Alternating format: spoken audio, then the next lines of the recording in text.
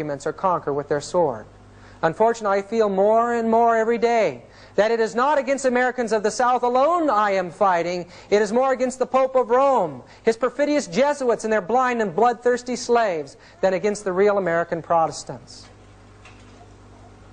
Here again we read from the words of Abraham Lincoln. Those antisocial laws today are written on her banners with blood of 10 millions of martyrs. It is under those bloody banners that 6,000 Roman Catholic priests, Jesuits, and bishops in the United States are marching to the conquest of this republic, backed by their 7 millions of blind and obedient slaves. Those laws, which are still the ruling laws of Rome, were the main cause of the last rebellion of the southern states. Yes, without Romanism, the last awful civil war would have been impossible. Jeff Davis would never have dared to attack the North had he not had assurance from the Pope that the Jesuits, the bishops, the priests, and the whole people of the Church of Rome, under the name mask of democracy, would help him. These diabolical anti-social laws of Rome caused the Roman Catholic rear guard to be the man chosen to fire the first gun at Fort Sumter. Is it not an absolute absurdity, says Lincoln, to give to a man a thing which he has sworn to hate, curse, and destroy? And does not the Church of Rome hate, curse, and destroy liberty of conscience when she can do it safely? I am for liberty of conscience in the noblest, broadest, highest sense, but I cannot give liberty of conscience to the Pope and to his followers, the papists, so long as they tell me through their councils, theologian, and canon laws that their conscience orders them to burn my wife, strangle my children, and cut my throat when they find their opportunity. This does not seem to be understood by the people today. But sooner or later, the light of common sense will make it clear to everyone that no liberty of conscience can be granted to men who are sworn to obey the Pope, who pretends to have the right to put to death those who differ from him in religion. He says the common people see and hear the big noisy wheels of the Southern Confederacy cars. They call them Jeff Davis, Lee, Toombs, Beauregard, Simmons.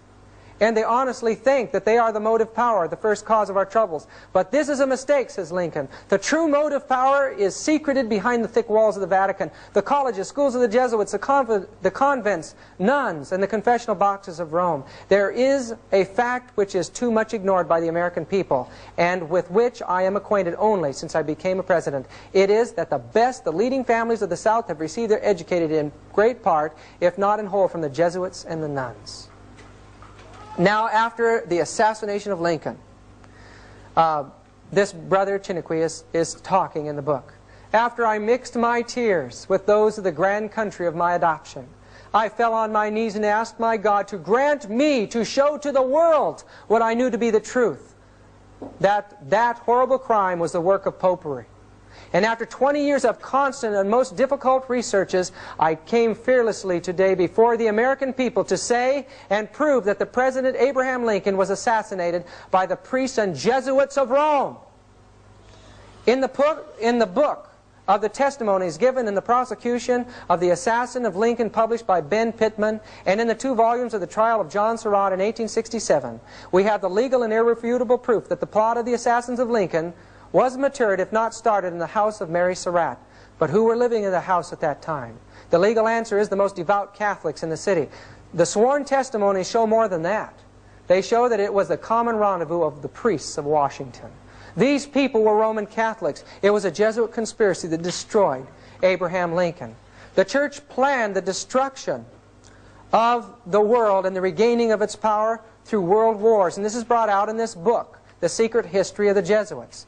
She tried with Bismarck to get him to fight for her, to Kaiser Wilhelm to get him to fight for her. And in time, she brought about the reaction of the Serbians against her effort to force them to Catholicism, an assassination attempt on one behind the Catholic plot. And that led to the first great war, the First World War.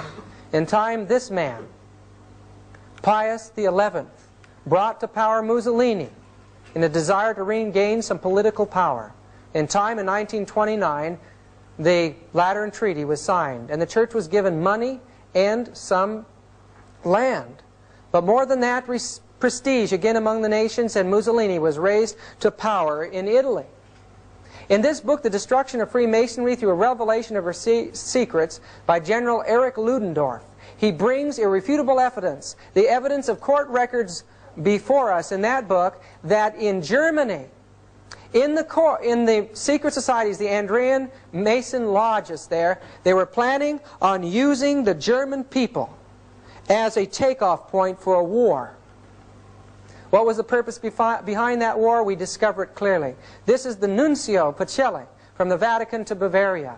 There in Bavaria, he worked secretly with von Papen, and in time they signed a concordat between Hitler and the Vatican. Hitler was raised to power by the Roman Church. It was his relationship with them that made him the man. His speeches, his Mein Kampf were written by Jesuits, and he became a god in that age. And also, as the secret mechanisms of Roman Catholic subversion were taking place in the international world, we find that the I.G. Farben drug complex and the Rockefeller dynasty merged and formed the wealthiest and most powerful cartel in the world, and it was through them that Hitler was financed and brought to power. Hitler's rise to power would have been impossible without the secret financial support of I.G. Farben. The Nazi state became the means by which the cartel agreements were enforced. This is from the book World Without Cancer, page 286 and 287.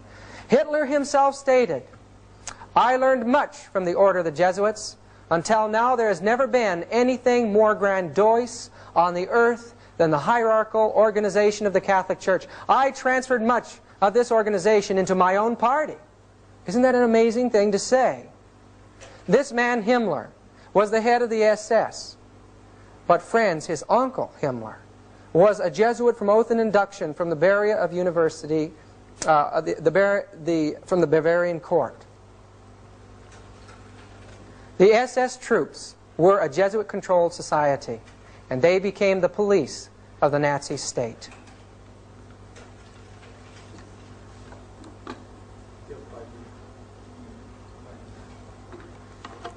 This book, Smokescreens, reveals a tremendous involvement of the Roman Catholic Church in the slaughter of millions of people. Here it quotes Hitler as saying, "As for the Jews, I am just carrying on with the same policy which the Catholic Church has adopted for 1,500 years.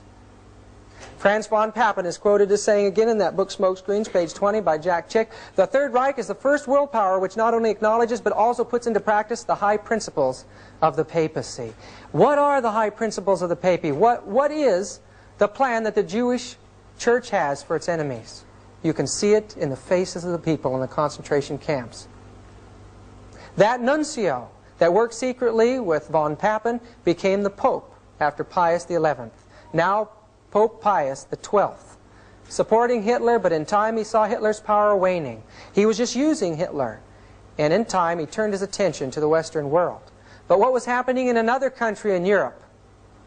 Ante Pavelek, the head of the Ustachi state of Croatia, surrounded with Croatian Catholic clergy, in April 1942, he was to Yugoslavia what Hitler was to Germany. There in that state, priests became soldiers, and they worked at the most horrible suffering and slaughter and persecution that the world has ever seen from the time of the Dark Ages. People were tortured to death with spoons and knives and forks, forced to eat their relatives. Eyes were torn out of the sockets and wreathed and handed out among the priests. This is 1942, folks. It shows that if she gains power, she will return to the apostasies of the ancient time. This man was responsible for opening up trade with Russia and recognizing a political connection with Rome. He also placed this Masonic symbol on our dollar. Novus Ordo Seclorum, a new world order. The reverse the seal of the United States of America, according to Manly P. Hall, an expert on Masonic lore. Not only were many of the founders of the U.S. government Masons, but they received aid from a secret and august body existing in Europe which helped them to establish the United States for a peculiar and particular purpose known only to the initiated few. The Great Seal, says Hall, was the signature of this exalted body, and the unfinished pyramid on its reverse side is a trestle board setting forth symbolically the task through the accomplishment of which the U.S. government was dedicated from the day of its inception. Who dedicated this country?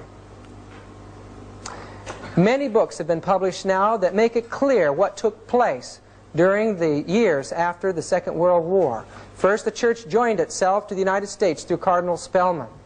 Then, Russia, realizing the responsibility that the church had in the Russian Revolution, realized that the entire balance of world power could be swayed by being involved in Vatican politics. So a Catholic Pope now in 1958 comes to the throne in the Vatican. And what does he do? He establishes the Great Vatican Council for bringing the governments and the churches of the world into a great communist society. They invited priests and